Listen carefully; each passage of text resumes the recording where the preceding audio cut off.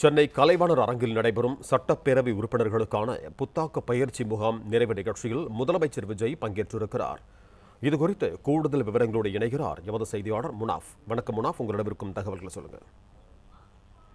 தமிழகத்தின் 17வது சட்டமன்ற உறுப்பினர்களுக்கான 2 நாள் புத்தாக்க பயிற்சி முகாம் சென்னை கலைவாணர் அரங்கில் இன்று 2வது நாளாக விறுவிறுப்பாக நடைபெற்று வருகிறது. இன்றுடன் இந்த புத்தாக்க பயிற்சி முகாம் நிறைவடைந்ததையொட்டி இறுதி நாள் நிகழ்வில் பங்கேற்பதற்காக தமிழக முதலமைச்சர் ஜோசப் விஜய் தற்போது கலைவாணர் அரங்கம் வந்திருக்கிறார்.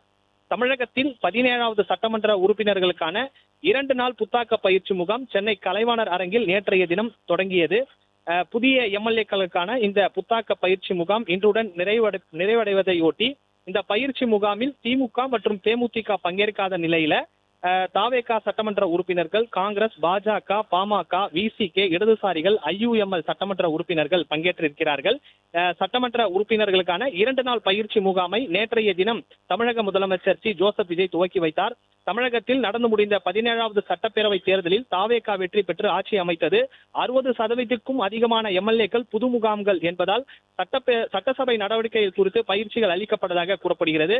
அதன்படி எம்எல்ஏக்களுக்கான 2 நாள் பயிலரங்கத்தை நேற்றைய தினம் தமிழக முதலமைச்சர் துவக்கி வைத்தார். இந்த நிலையில 17வது சட்டப்பேரவையினுடைய கூட்டத்தொடர் நாளைய தினம் தமிழக ஆளுநர் உரையுடன் துவங்க இருக்கிறது. அதற்கு முன்னதாக இந்த புத்தாக்க பயிற்சிக்கு ஏற்பாடு செய்யப்பட்டிருந்தது குறிப்பிடத்தக்கது. 17வது சட்டப்பேரவைக்கு புதிய எம்எல்ஏக்களாக 146 பேர் தேர்வு செய்யப்பட்டுள்ள நிலையில இதில் முக்கியமாக இளைஞர்கள் அதிக பேர் இடம்பெற்றிருக்கிறார்கள்.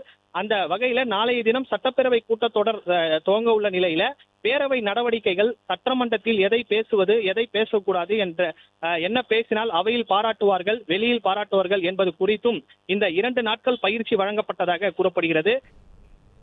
பிளே ஸ்டோர் மற்றும் ஆப் ஸ்டோரில் இருந்து பாலிமர் செயலியை QR கோடு மூலம் பதிவிறக்கம் செய்யுங்கள்.